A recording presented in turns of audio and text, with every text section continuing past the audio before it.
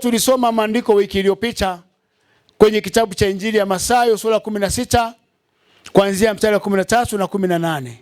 Hatutasoma maandiko hayo kwa sababu ya kuokoa muda, lakini pia tu nitakuelekeza kile kilichomo katika maandiko haya. Tuliona wakati fulani Yesu alikuwa na wanafunzi wake. Maandiko yanasema alikuwa katika mji wa Filipo Kaisaria. Lakini kule akiwa na wanafunzi wake akawauliza, huko nje watu wanamuita yeye ni nani? Lakini pia akataka kujua pia wale wanafunzi nao walikuwa wanafahamu gani kuhusu Yesu Kristo. Tukasema maeneo mawili haya yanatupatia picha kama kanisa la leo, namna ambavyo pia tunaweza tukastawi na kusonga mbele sana. Kwa sababu katika maeneo mawili haya maana yake lazima tufahamiane. Kama ambavyo pia mkini pengine huko nje kupitia kanisa hili watu wanaweza kauliza mchungaji wako ni nani? Lakini kanisa lenu linaitweje? Watu wanahitaji pia kupata majibu. Na ni kwa nini pia tunajiita kanisa la Injili ya Ukombozi kwa Kiswahili? Kwa Kiingereza ni Redeemed Gospel Church. Lakini bado mtu anaweza kaenda mbali akataka kujua tofauti ya kutoka kituo kimoja kwenda kituo kingine. Lakini moja ya jambo ambalo tuligundua ni kwamba Mungu katika vizazi na wakati huwa kila watu anawaandalia kusudi maalum ambalo ataliweka ndani yao. Na kupitia mafundisho yanayotoka madhabahuni kutokana na yule baba wa kiroho ambaye Mungu amekupa, anayetoa fasiri ya maono hayo, ukielewa ndani yako ndimo mlimo na hatima ya maisha yako. Kwa hiyo, lakini pia Yesu aliuliza swali la kiufundi. Alitaka kuona hawa jamaa kiwango chao kikoje, kwa sababu alijua huko nje kuna high technical za kuweza kuang'oa katika imani. Kama ambavyo pia hata wewe leo kuna watu wanakuinda. Lakini pia unaweza kujiuliza, ni kwa nini baadhi ya watu wanakasirika na wanajisikia vibaya unapokuja katika ibada? Nisema lazima ujue ndani ya watu hao kuna roho ya kipepo au kuna uwakala wa shetani. Kwa sababu unapokuja ibadani hili neno linakuosha na kukutakasa wewe. Yesu aliongea kwenye Yohana 17 akasema, Baba uwatakase kwa ile kweli. Neno lako ndiyo kweli. Sasa unapotenga muda kuja katika ibada, alafu unakutana na mtu anaichallenge imani yako, au anaweza ka-challenge mahali unapoabudia, au anaweza ka-challenge chochote ambacho kipo ndani ya kanisa. Kwa Yesu alijua moja ya jambo la msingi kuimarisha wale jamaa, lazima kwanza aone wanamjua yeye kama nani, ili kisha baada ya hapo sasa kazi zingine ziendelee. Na tuliangalia mambo mengi wiki iliyopita. Tukasema moja ya kitu ambacho wakati mwingine pia tunaweza tukafeli ni kuto kumsemea vizuri Yesu, au pia kuto kuisemea vizuri huduma. Na nisema unaposhindwa kuisemea vizuri kazi ya Mungu, hakuna tofauti na uni mwingine, kwa sababu kazi ya Mungu ndio kitu pekee ambacho kinatawala katika ulimwengu huu. Kwa hiyo tunamtumikia Mungu ambaye tayari watu wanatamani kuona majibu kutoka kwake. Kwa hiyo kulijenga, maana yake neno hili wewe unajengwa kupitia mafundisho. Lakini Yesu baadaye alipowageukia wao akawauliza, na nyinyi sasa mwasema kwamba mimi ni nani?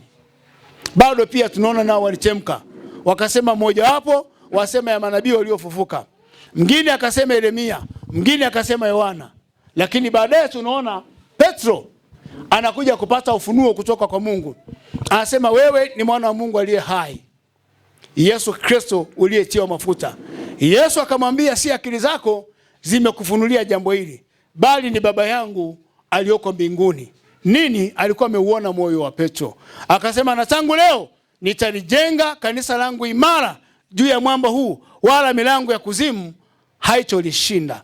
Kwa moja ya kazi kubwa ya shetani ni kuhakikisha anawang'oa watu, kuwatoa katika ufalme kuwapeleka kuzimu. Na nikasema kanisa limepewa mamlaka ya kumpoka shetani watu na kuwatangazia njia ya uzima wa milele. Kwa hiyo tukaje kuona katika maandiko kama Yesu mwenyewe anathibitisha kwamba kuzimu kupo. Maana yake kanisa linapaswa kuelewa kuzimu kupo na kunatafuta watu, na kazi kubwa ya Mungu ni kuwarejesha watu wasipotee kwenda kuzimu. Amina. Jina la Bwana libarikiwe. Kwa hiyo tukaja kuona kwenye kitabu cha Injili ya Luka sura 16, tukaja kuona kisa cha tajiri moja na maskini. Hiyo ni wiki iliyopita. Maandiko yanasema yule tajiri alipokuwa duniani alikuwa akitanua utajiri wake kwa anasa, kwa kula vitu vizuri na kejeli. Anasema alikuwa maskini moja anaitwa Lazaro, alikuwa anakaa langoni pake. Lakini pia kuna wakati yule bwana aliumwa na vidonda vilimtoka, bado yule tajiri alikuwa akimkejeli. Maandiko yanasema mwisho wa siku wote wawili wakafa. Sasa kule kuzimu, wakati jamaa anateswa na kuumizwa, maandiko yanasema ndipo sasa tunaona kwamba kule kuzimu jamaa alipokuwa ameinua macho akamuona Lazaro kwenye kifua cha Ibrahimu. Akamwambia, baba Ibrahimu, ninakuomba mruhusu Lazaro angalau tu achovye kwenye ncha ya kidole chake maji au burudishe ulimi wangu. Kwa nini? Nipo huku ninateswa na kuumizwa. Na bado akaenda mbali zaidi, akasema tena, kule duniani kuna ndugu zangu nimewaacha. Nilikuwa ninaomba ikiwezekana malaika atoke kuzimu akahubiri kule, kwa sababu wanadamu hawaaminiki. Ibrahimu akamwambia, kule duniani wapo kina Pastor John, kama hawatawaamini hao, nao watu wataingia kwenye mateso vile vile. Haleluya. Kwa kazi kubwa ya baba kiroho ni kukuamanisha wewe kwamba katika ulimwengu ingawa tunapita, lakini pia lazima tujue jukumu ambalo Mungu ametupa kwa ajili ya kazi ambayo tunaifanya katika hili eneo. Na ndio maana pia nilisema mtu anapokuja kanisani lazima akutane na neno lenye kumtia nguvu, akutane na neno lenye kumtia moyo. Nilisema ndani ya kanisa hatutegemei kuwa na vikundi vya watu wanaokatisha mioyo watu. Ukikutana na watu wanayo, ujue kabisa yamkini pengine wakara wa kipepo ameingia ndani ya nyumba ya Mungu, kwa sababu mtu anayempenda Mungu atakutia moyo wewe kusonga mbele. Amen. Ni watu wachache wamenielewa. Amen. Ni kwa sababu gani? Ibilisi anajua kabisa yeye alikuwa ameandikiwa kuzimu, si mwanadamu. Ametumia mbinu, kajiingiza kwa ila kuwatafuta wanadamu ili aende nao kuzimu. Na ndio maana kuna andiko moja ambalo mara nyingi wanalitamkaga kwenye Ibrania 9:27, inasema baada ya kifo ni hukumu. Kwa maana yake mtu aliyekufa anakuwa amelala. Lakini pia niliongea wiki iliyopita, wako maskini watakaoingia motoni na wako matajiri watakaomwona Bwana, ambao wamekubali kunyenyekea na kukaa chini ya mkono wa Bwana. Amina. Kwa makundi aina mbili haya itategemea kiwango cha injili wanachokisikia. Kwa hiyo haya ambayo ninakwambia ni njia moja hapo ya kukujenga na kukuimarisha wewe. Pia ujue katika kituo ambacho Mungu ametuweka, kazi yetu kubwa ni kuinua uwezo na nguvu za Mungu, jinsi anavyotenda kazi katika maisha ya wanadamu. Na ndio maana ukija maskini, nikasema nitakuombea mimi kwamba Mungu atakufungulia milango. Ukiamini, amini kabisa kwamba Bwana anaweza kufanya kwako. Ukiwa na changamoto ya maradhi, ukumbuke ile madam mnavokanyaga hapa, lazima uamini kama alivyokuwa ameamini jamaa kiwete toka kuzaliwa miaka 38. Aliamini neno kutoka kwa Yesu na akatiwa nguvu. Ndivyo ambavyo pia hata kwako yawezekana pia usiwe kilema, lakini kuna maeneo ukawa una shida zaidi ya yule kilema. Kilema chako katika ulimwengu leo nataka leo kitoke kwa jina la Yesu. Amina. Haleluya. Kwa hiyo Ibilisi anatafuta watu wa kumsapoti kule kuzimu, kwa sababu anajua yeye hakupewa nafasi ya kutubu. Mwingine Yakobo anasema mashetani pia nao wakisikia injili, kwa sababu wanafahamu ni uwezo wa Mungu unaoleta wokovu, ni neno ambalo linachoma mioyo. Anasema wanaposikia ile injili wanatetemeka na kuogopa, lakini hawakupewa nafasi ya kutubu kwa sababu tayari wamekwisha kuhukumiwa. Kwa mpango wa Mungu na upendo wa Mungu ni kuturejesha sisi katika kusudi. Sasa kanisa la mahara lazima pia tufahamu Mungu anapoliweka anakuwa ametarget nini katika mji huo. Na si kila mtu anaweza kaelewa neema hii. Na ndio maana watu ambao Mungu ametukusanya hapa, ninaamini ni watu wenye ufahamu timamu. Ajua hawa watu wakishirikishana katika mikakati na mipango fulani kuhakikisha kwamba wanaondoa giza katika jamii, na tukakubali kutumika vile ambavyo Mungu anataka. Na ndio maana Mungu atatembea na wewe kwenye kila kitu ambacho unakifanya, iwe ni kilimo, iwe ni biashara, iwe ni ufugaji, kwa sababu ndani yake Mungu anauona mkono ambao unafanya kazi kwa ajili ya kazi ya Mungu. Amen. Amen. Amen. Kwa hiyo tukaangalia maneno haya, lakini leo nataka tuende hatua nyingine ya pili ambayo pia ni ya muhimu sana. Jambo la kwanza ambalo tunapaswa kufahamu, kanisa limepewa jukumu moja ya kupambana na malango ya nguvu za giza. Amen, amen. Magonjwa ni giza. Amen. Mambo kutokwenda vizuri ni giza. Amen.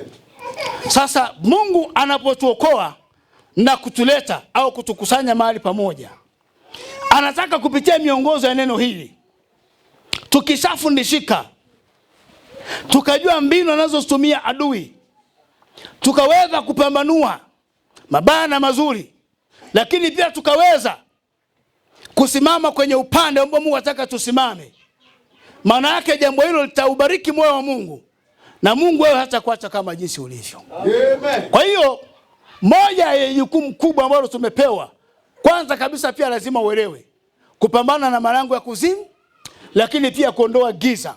Ndio maana kanisa linapokuwa lipo tayari katika kata, katika mtaa fulani, lazima kanisa hilo liwe na timu ya watu ambao ni waombaji.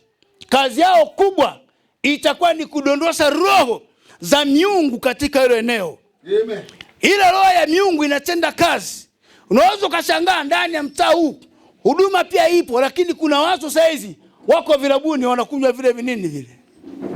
Na kuna mwingine juzi tangulia mbele yake, na alishawahi kuja hapa, alihubiriwa wokovu wakati Lukama amekuja. Mmoja akajifanya ameokoka, mwingine alikuwa amebeza, lakini mwisho wa siku amedondoka na pombe kali. Shetani hana huruma. Kwa hiyo vitu kama hivyo lazima tuvihubiri katika jamii, ili watu wajue Mungu anaporuhusu kanisa liwepo, maana yake linaleta nini? Nuru. Watu wanapoamini wanatoka kwenye ufalme wa giza na kuja kwenye ufalme wa nuru. Amen. Sasa baada ya sisi kuja katika ufalme wa nuru, kuna namna Mungu anataka tuonekane katika jamii. Na kuna wakati kutokana na mtindo wa maisha huwa tunajisahau namna ambavyo pia Mungu anataka tuishi na tuwe kielelezo katika jamii. Amen. Amen. Lakini ninaamini kwa sababu wewe unaelewa, ninajua kabisa ukiyatendea kazi haya, mimi na wewe kwa pamoja tutaubariki moyo wa Mungu. Amen. Kwa hiyo kanisa pia lazima tutambue ndio taasisi ya Mungu ambayo Mungu ameamini na kuiweka ulimwenguni, kuanzia kanisa la Mahara na kuendelea. Lakini msingi wa kanisa la dunia unategemea kanisa la Mahara kama hapa jinsi tulivyo. Amen. Amen. Amen. Na kwa sababu Mungu anatutazama sisi kama pia limbuko, kama pia kiini. Sasa sisi kama kanisa ambalo Mungu anataka tuwe nuru, anataka tutembeeje, tuonekane katika jamii vipi, maisha yetu yaweje. Amen. Amen. Kwa hiyo tuamini kwamba Mungu ametuamini, ametuingiza katika taasisi yake kubwa ambayo inamwakilisha yeye katika ulimwengu huu. Na ndio maana kanisa linaweza likabeba watu wote ambao nawaona wako duniani, wanaofanya kazi za aina tofauti. Kwa sababu gani? Mungu ndio kila kitu. Wanapokuja na kumwamini Mungu, watakapofundishwa kanuni na taratibu namna ya kutembea na Mungu, Mungu ataonekana kwenye maisha yao. Amen. Kwa wewe na mimi, Mungu ametuamini, anataka tuwe nuru katikati ya kizazi ambacho kimekengeuka, katikati ya kizazi ambacho kimejaa ukaidi.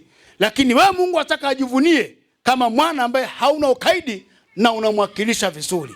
Hata watu watakapojua huyu ni fulani anatokea mahali fulani, watasema hakika tumebarikiwa na mwenendo wa ndugu huyu. Amen. Amen. Amen. Kwa hiyo kanisa lazima pia tujue ni taasisi ya Mungu ulimwenguni. Kwa hiyo sisi tuwatenda kazi katika kanisa ambalo Mungu ametuweka. Na ndio maana mwandishi wa kitabu cha Ibrania sura ya kwanza, kitabu cha Wakorintho wa kwanza sura ya 4 kuanzia mstari wa 1, wa 2 na wa 3 inasema mtu na atuhesabu hivi tu watumishi na watunza siri za Kristo. Hebu naomba hilo andiko soma katibu. Wakorintho wa kwanza sura ya 4. Sura ngapi? Anzia mstari wa 1, wa 2 na wa 3. Mtu na atuhesabu hivi kuwa tu watumishi wa Kristo na mawakili wa siri za Mungu. Hapo tena inayohitajiwa katika mawakili ndiyo mtu aonekane kuwa mwaminifu. Lakini kwangu mimi si kitu kabisa nihukumiwe na ninyi, wala kwa hukumu ya kibinadamu, wala sijihukumu hata nafsi yangu. Bwana Yesu asifiwe. Amen. Hapa tunamwona Paulo analiambia kanisa la Wakorintho. Anasema mtu na tuhesabu hivi. Maana yake jamii inayotuzunguka mimi na wewe, huko tunakoishi, huko tunakofanya kazi, huko tunakoshinda, tabia na mienendo yetu ikoje? Kwa sababu tayari Mungu ametuamini. Kuna baadhi ya tabia za kipagani lazima kwetu zitoke. Amen. Dalili ya kwanza ya kuonesha mtu ni mpagani, kuchukia ibada. Unapochukia ibada, tafsiri yake maana yake unampenda shetani. Kwa sababu moyo wa Mungu upo katika ibada. Amen. Toka mwanzo alipomuumba Adamu na kumweka katika bustani ya Edeni, kila jioni wakati wa jua kupunga, Mungu alikuwa anatamani kuongea na kiumbe ambaye amekiweka katika bustani ya Edeni kwa ajili ya kumwakilisha yeye ili afanye naye ibada. Amen. Na hata alipokuwa amekengeuka Adamu, haina maana kama Mungu kumuona. Majira yale na wakati ule ule kashuka katika bustani ya Edeni. Asema Adamu, Adamu uko wapi? Asema Baba, nimejificha. Akasema kwa nini nimejificha? Akatoa sababu ya jinsi ambavyo walivyoasi maagizo. Lakini pia bado tunaona moyo wa Mungu baadaye akaja kumwandaa Kristo. Sasa moja ya tabia ya kipagani kwa mtu ambaye anamtukia Mungu ni kutokupenda ibada. Amen. Amen. Amen. Kwa sababu sisi kama wana wa Mungu, ili pia tuweze kuwa na mahusiano mazuri na Mungu ambaye ni baba yetu, lazima pia tukubali kutenga muda kwa ajili ya kuwa na ibada na Mungu ambaye ni baba yetu. Soma maandiko toka Ufunuo urudi mpaka Mwanzo, unaona watu wote, watu ambao walifanikiwa sana. Amen. Amen. Na hata katika kizazi hiki kuna watu wamefanikiwa na wanampenda Mungu. Nilikuwa nimetoa ushuhuda siku ya Alhamisi. Kuna baadhi ya watu mimi nimewashuhudia na nimeona maisha yako wewe, yani mpaka Yesu anaingia, yanaweza asiwafikie, lakini wana moyo wa kupenda ibada. Sasa urudi ujiulize, sembusa sisi ni nani? Kuna baadhi ya vitu ambavyo Mungu ameviweka ili viwe kielelezo. Kwa hiyo tunapopenda moyo wa Bwana zinatoka, mikosi zinaondoka, mafanikio tunaanza kuyaona kwa sababu tunakuwa tumeubariki moyo wa Mungu wapendwa. Amen. Amen. Amen. Mtu asije akakudanganya. Ibilisi hao wadanganya watu. Wanaona kwenda kupigwa chale kwa waganga. Alafu nakuta watu wengine ni watu wazima kabisa na akili zao. Wengine hapo serikalini anasahau nafasi alikuwa ameipata kama ni Mungu alimsaidia. Baada ya kuingia kule, anasema nilienda kwa mganga fulani komesha. Huo ni uongo. Amesahau kama ile Mungu ni nani? Ni Mungu. Ni Mungu. Kwa hiyo wana wa Mungu, Mungu anataka tujue namna ya kutembea na yeye. Mwenye majibu katika maisha yetu ni Mungu wapendwa, hakuna kitu. Amen. Haleluya. Amen. Kwa kanisa ni taasisi ya Mungu ulimwenguni. Na Mungu anataka ajivunie kanisa lake. Sisi ni watu ambao tumeitwa kutoka kwa Mungu akatuleta. Na hapo baadaye na kusomea baadhi ya maandiko. Kwa nini Yesu Kristo ametukusanya na kutuweka katika hili eneo? Lakini baada hapo anataka tuwe na mwenendo wa aina gani? Alafu yeye atafanya nini kwenye maisha yetu? Lakini pia utagundua tofauti ya kutoka kituo kimoja kwenda kituo kingine. Kitakachoweza kukusaidia wewe ni elimu sahihi ya Mungu. Amen. Kwa sababu pia ukumbuke shetani alitumia Biblia kushindana na Yesu. Leo tuna watu wanaposoma maandiko kutoka Mwanzo mpaka Ufunuo, hakuna mahali shetani ndio kushinda, yeye ni wa kushinda. Amen. Amen. Kwa hiyo kanisa limepewa nguvu ya kushinda. Mungu anamwambia Petro kupitia Yesu, anasema kwa sababu ni Mungu amekufunulia haya. Anasema lote utakalolifunga duniani na mbinguni litakuwa limefanyaje? Limefungwa. Na lote utakalokuwa umelifungua mbinguni na duniani litakuwa limefunguliwa. Kwa hiyo hiyo ni mamlaka ya ajabu ambayo Mungu alikuwa ameshikilia ndani ya mtumishi wa Mungu Petro. Maana yake kanisa limepewa mamlaka ya kufunga na kuharibu. Na ndio maana katika mtaa huu lazima pia tufunge katika ulimwengu wa roho kila kazi za kipepo na roho zote za miungu, kumwinua Mungu mmoja aliye na majibu. Amen. Na ndio maana the way tunapomtafuta Mungu hatuwezi tukafanana na huduma zingine. Mungu ametupatia ufunuo kwetu ambao utatufaa sisi kwa majira na wakati sahihi. Na wakati sahihi na majira hayo ndio haya ambayo yamekubalika sasa. Amen. Haleluya. Amen. Tuko pamoja mtu wa Mungu. Amen. Wangapi wanaelewa vizuri? Amen. Kwa hiyo ili tuweze kushinda, Mungu ndani yetu anaachilia roho ya ujasiri. Amen. Ameshuhudia ile mwenye. Sisi tulikuwa tunamwakilisha Kristo kwenye mapadara kabisa. Alafu kwa mlango nikakuegesha form mbili. Wapendwa, mimi tunaambia Yesu anataka kufanya jambo katika maeneo haya. Amen. Pasipokuwa na roho ya Mungu hauwezi, lakini tuliamini Mungu aliyetoa maono. Maono ndio ramani ambayo Mungu anakuwa ameweka ndani ya mchungaji. Na kanisa jinsi ambavyo Mungu atakaliwe.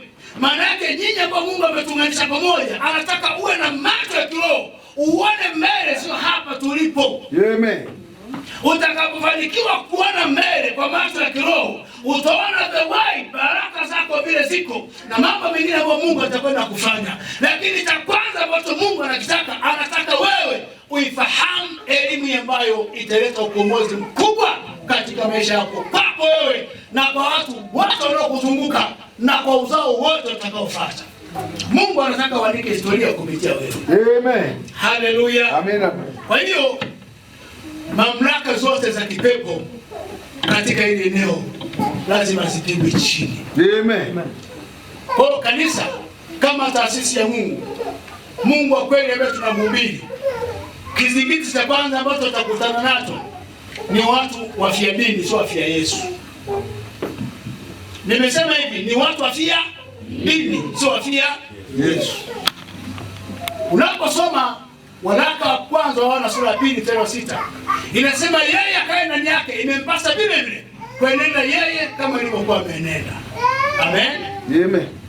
Tusogee swali nyingine. Jambo la muhimu ambalo nataka uelewe, kama kanisa tumepewa mamlaka ya kupambana na nguvu zote za giza. Amen. Amen. Haleluya. Amen. Nisikilize vizuri. Musa alipokuwa amepewa ramani na Mungu ya kuwakomboa wana wa Israeli kutoka katika nchi ya Misri na kuwapeleka katika nchi ya ahadi, ule uzao ambao walikuwa wamezaliwa katika nchi ya Misri walikuwa wafahamu kama kuna nchi yao ya ahadi. Yale mateso na utumwa walikuwa wamekwisha kuyazoea kule. Natamani mtu mmoja anielewe sana katika hili eneo. Amen. Musa anamfuata Farao, na Mungu anamwambia nitaufanya kuwa mgumu moyo wa Farao, lakini mwisho wa siku nitawashindia. Musa anawaambia wana wa Israeli mahali ambapo Mungu anataka wapeleke, kwa sababu tayari mazingira yalikuwa yamewasili. Waliona ni kitu ambacho hakiwezekani. Tayari walikuwa wamekwisha kumezwa na desturi zote za Kimisri. Lakini ashukuriwe Mungu kwa uweza wa nguvu ya neno ambalo alitia ndani ya Musa na ishara ambazo Mungu alikuwa amezionyesha. Picha ile ni mfano wa kanisa la sasa. Ili tufike kwenye kusudi ambalo Mungu analitaka, lazima tukae katika maneno thabiti yenye mafundisho kwa ufunuo wa kiroho, kwa sababu haya yatatoa taswira ya kule tunakokwenda. Amen. Amen. Sasa na ndio maana kazi ya kwanza ya kanisa ni kuwaaminisha watu, na tunavyoamini tukatembea katika hayo, ndio jambo ambalo linambariki Mungu, kwa sababu Mungu anataka tuamini kwanza, sio uone afu ndio uamini. Kwa Mungu hiyo hamna. Amen. Kuna mtu hajanielewa. Mungu anataka kwanza uamini ndio vitu vingine vifuate. Wapagani wanataka vitu vionekane ndio waamini. Na ndio maana leo wamekutana na watu wengi wenye mazingaombwe. Wakajua jamaa kwa sababu ni wavivu kufundishika kuomba, ngoja tutengeneze aina ya maombi ambayo yapo katika maji. Nikikwambia Joshua, maji nimekwisha kuyaombea, that is the anointing water, shida zako na matatizo yote yatakwenda kwisha. Lakini kusupport gharama hii utachangia 2,000, maji ya shilingi 500 unachangia 2,000, alafu unaamini kwamba yameombewa. Huo ni uganga kama uganga mwingine. Haleluya. Mungu anataka wewe uwe na uwezo wa kuomba. Mungu anataka wewe uwe na uwezo wa kuliamini neno lake. Kama ambavyo Mungu namshukuru kwa ajili yenu, sisi tunaamini kabla ya kuona kwamba kuna mambo yatakwenda kutokea. Hicho ndio kitu ambacho Mungu kinambariki. Sasa wale wavunja mioyo, mawakala wa kipepo, wasema hivi kweli mtafika, ila tumeanza kuona huwa ni usadukayo. Hata watu wanaosema mkija kumaliza kujenga ndio tutakuja, nasema hata wasipokuja, kwa sababu bado akija itakuwa ni shida, kwa sababu Mungu anataka watu walioamini kwanza. Haleluya. Ni mfano, nitoe tu mfano mwepesi wa kidunia. Jina Bwana libarikiwe. Binti anasema nitaolewa na mtu ambaye amefanikiwa, ana magari, ana nyumba, si ndio? Ana vitu vingi vizuri anavyovitaka yeye. Amen. Atasubiri mpaka usoni atakunjamana. Amen, amen. Ndio kama watafute wote. Yeye anataka kitu ambacho kimefanikiwa tayari. Haleluya. Anataka kwanza, Mungu alipomuumba mtu, alimuumba kwa imani. Ndani yake aliweka akili, akamleta duniani. Akajua kupitia ile akili ulimwengu utabadilika. Wao unatamani kwenda Marekani wakati unaweza kutengeneza vitu hapa kwako. Mahali popote palipo na wanadamu, Mungu anaamini wakiamini wanaweza wakafanya jambo. Musa kwenye kitabu cha Kumbukumbu sura ya 7 anawaambia wana wa Israeli, mkumbukeni Bwana Mungu wenu, mbele yenu atang'oa mataifa 7 yenye nguvu kwa sababu yenu nyinyi. Musa anaongea mambo ya rohoni, lakini kuna wengine walikuwa kwa mwilini, na watu wa mwilini wanalisumbuaga kanisa. Na mimi sitaki tuwe na watu wa mwilini, nataka tuwe na watu wanaoona. Wanaokuaga mwilini ni watabishaji, wanakaa wanakutathmini, hivi yule kweli ameokoka hajaokoka? Wewe ni pepo, huwezi ukapima kiwango cha mtu ameokokaje. Anayejua ni Mungu. Ili baada ya mmekubali kuja katika hili eneo, tembea na Yesu, utamuona Bwana. Haleluya. Tunataka watu watakaoamini first, ndipo mambo mengine yatokee. Kwa injili ni uwezo. Na Mungu amelipa kanisa uwezo wa kubadilisha mji. Nataka waanze kuona kama ninavyoona mimi baba yako. Ninajua wanangu mje mnakutana na wasababishaji. Hao hawajawahi kushinda, wanatumiaga maneno. Nisema wewe ukishindwa, walete kwangu, nitawanyosha kwa maombi na kwa maneno, kwa sababu ninamwamini Bwana. Na ndio maana wiki iliyopita tulisema hawezi wakatushinda Chadema, hawezi wakatushinda CCM. Wao wanatamka sera zao kupata watu, wakati sisi tunamwamini Mungu aliye na majibu. Ili Mungu aweze kuonekana, lazima tupate watu watakaolisemea kanisa. Wakikuuliza Dennis, where you worship, unataja tupo katikati ya mji. Vision yetu ni hii, na tukienda pale tunamwona Bwana. Ndio maana tuna vifaa hivi. Mtu akikusikiliza anajua anaongea na mtu mwenye akili, anajua anaongea na mtu anayejitambua, anajua anaongea na mtu ambaye Mungu amemwamini, anajua anaongea na mtu ambaye nini anamaanisha. Ni wewe brother. Haleluya. Tumesamilia kumwaibisha ibilisi hapa, kwa sababu Mungu ametuamini. Haleluya. Unaweza ukashindwa kusoma alama za nyakati, lakini ngoja nikufumbue kidogo. Unaposoma Matendo sura ya 1, maandiko yanasema wakati Yesu Kristo amewatokea wanafunzi wake kwa muda siku 40, kuna mmoja akauliza akasema, je, Bwana, haya ndio majira yamefika ya sisi kutoka katika utumwa Yesu Kristo akamwambia, sikiliza, mambo haya yamefichwa katika ulimwengu wa roho. Roho Mtakatifu atakapoajilia atawafunulia nyinyi majira na wakati kwamba ndio haya. Nataka niongee, yamkini pengine leo unaweza ukashindwa kuelewa, lakini majira namba moja na ishara. Ukiona Mungu analeta tutoto tudogo tunakuwa, ukiona Mungu analeta mabinti wakati, ukiona Mungu analeta vijana, si watu waliochoka sana, Mungu anajua hawa watapeleka maono yatakwenda mbali. Kwa ishara namba moja, ndio maana wewe ni kijana, you are still here, kwa sababu Mungu anaamini baada ya miaka 3 hautakuwa kama jinsi ulivyo. Kuna vitu utavifanya brother. Mimi nilianza kuandaliwa toka nikiwa na miaka 25. Na wakasema kinamu ni unaandaa, mbona ni vijana wadogo sana. Lakini mwisho wa siku akaongea neno moja, akasema atakomaliaga huko huko. Haleluya. Kwa kujua hata akipiga miaka 20 mbele bado atakuwa na nguvu. Haleluya. Sio kuna mtu amenelewa vizuri watu wa Mungu. Haleluya. Sasa nataka nikuulize wewe, Ibilisi atakupata wapi? Yesu alisema ishara hizi zitambatana na hao waaminio. Unaweza ukashindwa kutambua. Ndio maana ishara ya kwanza, angalia, anainua mateenagers, amekuinua wewe. Haleluya. Hata kwenye miaka 60 bado hamjafika.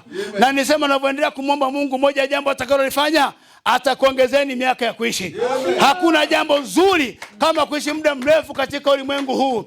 Kuna watu walifanikiwa kwa mapesa ya mikataba, waliingia mikataba ya kishetani, waliingia kwa Freemasoni, walifanikiwa miaka 5, lakini wameacha familia zao zimekuwa ndondocha.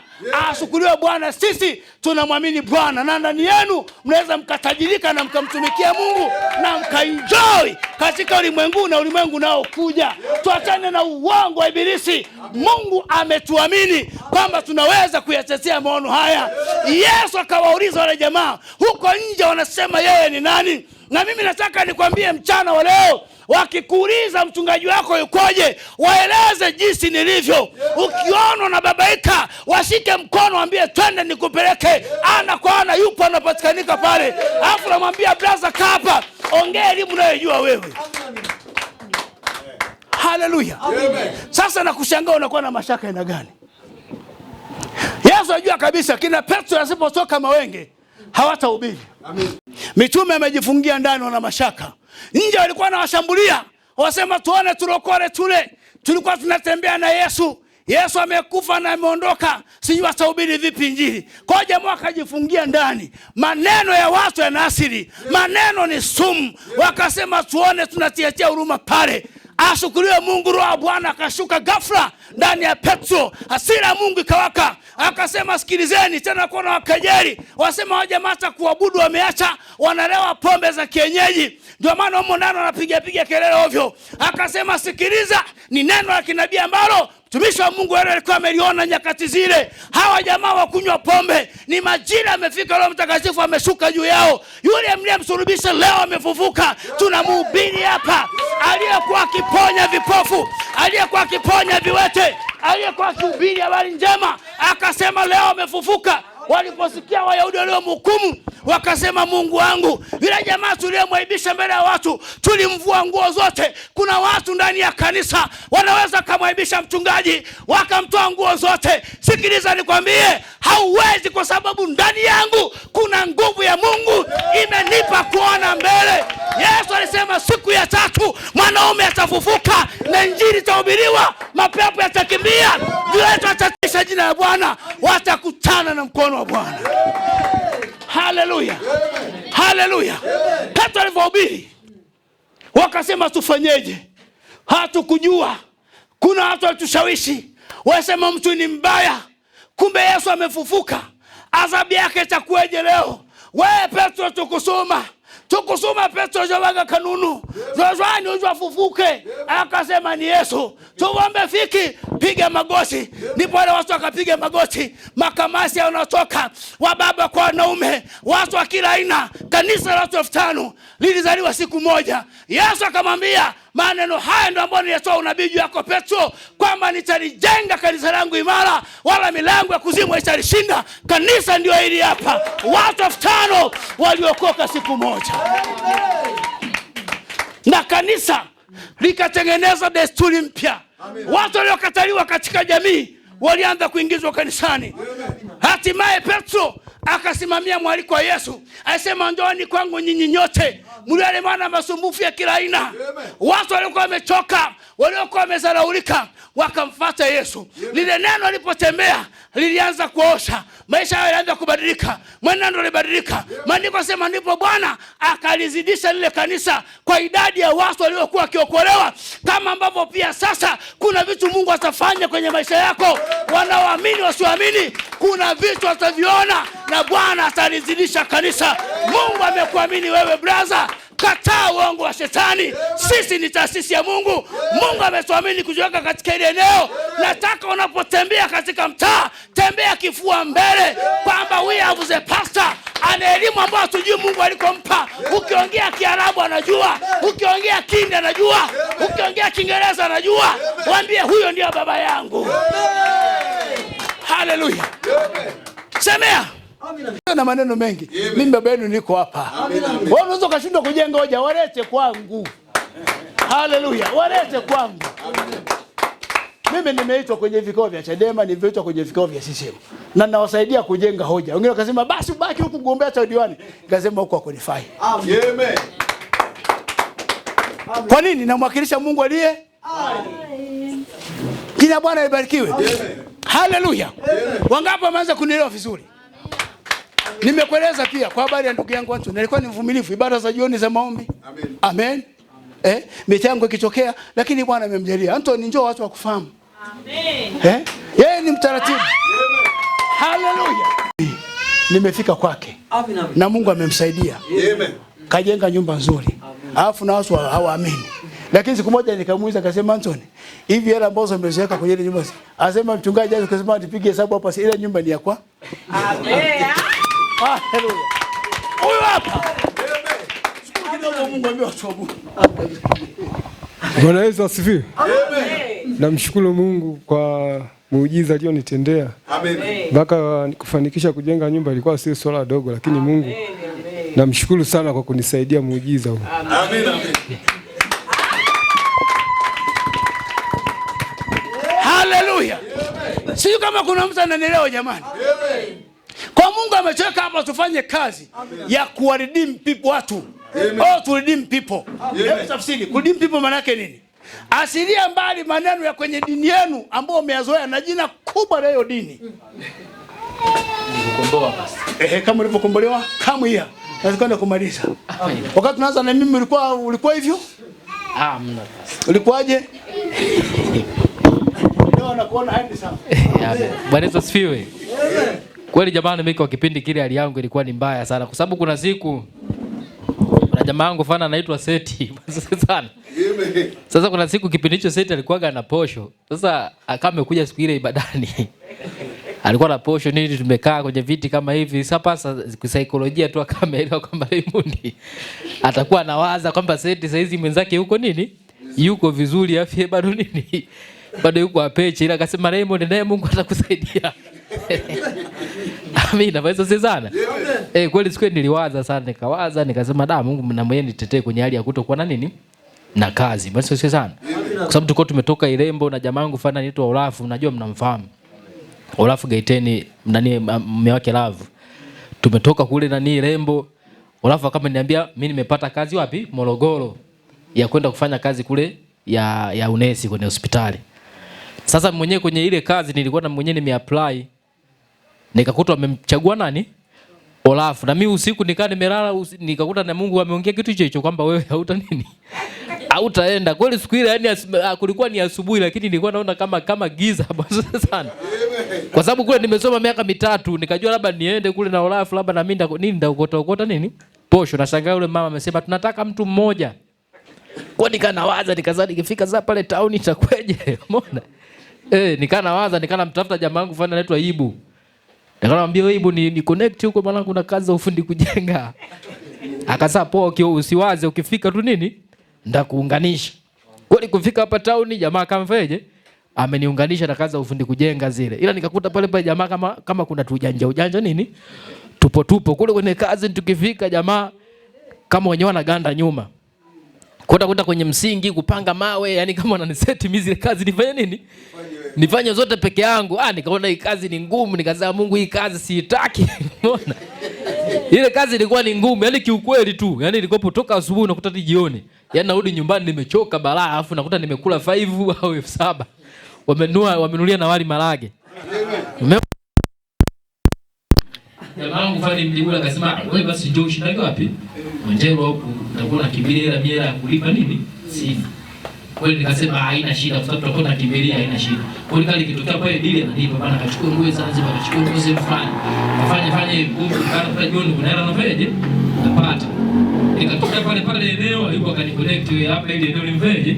Limetokea kama unayo hela ulimekusanya, kampe nini? Maamoni nyumba uweke hapa nini biashara. Kwa hiyo kuweka pale biashara nikakuta ndo Mungu amfanye amenifungulia mlango. Nikakuta ndo hapo nimetafuta pesa, nimeenda nimejipangia mwenyewe, nikaani naweza kuendesha maisha nini? Mimi mwenyewe nikaenda hivyo na nakuja hapo kwa pasta kama nishauri toaga na nini michango hivi na hivi tunaona biashara zetu zinaenda. Na kipindi cha maombi kitu kwa kuja kipindi kile nikakuta nguvu ya Mungu kubwa sana. Yaani hamna kipindi ambacho nilimwona Mungu akionekania kama kile kipindi ambacho kwa kuja kwenye maombi hapa jioni. Amen. Kwa sababu kile kipindi hadi watu wengi walikuwa wanasema pale kijioni sisi ni wachawi. Yaani kile kipindi sitakuja kukisahau. Yaani kuna nguvu fulani tu ilikuwepo.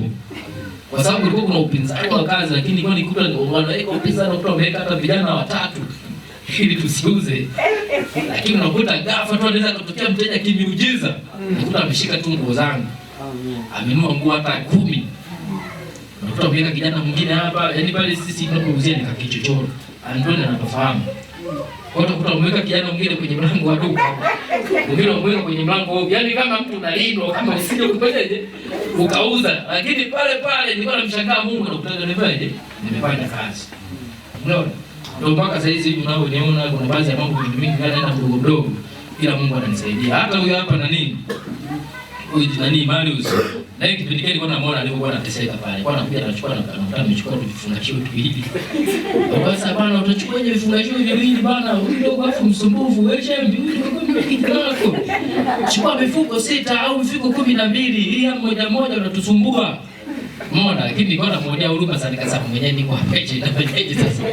Umeona, ndio sasa hizi pasa sema nini? Amefungua ofisi phone accessory. Sasa sasa, kwa jamani madhabahu ya mali hapa ina majibu. Amen. Ina majibu. Kwa hiyo unataka ukizingatia tu vitu ambavyo vinasema hapo madhabahu ni nini, utakuja kukuta Mungu anafanyaje? Anakubadilisha kiroho na kimwili. Amen. Amen. Kwa hiyo Mungu awabariki sana watumishi. Amen. Amen.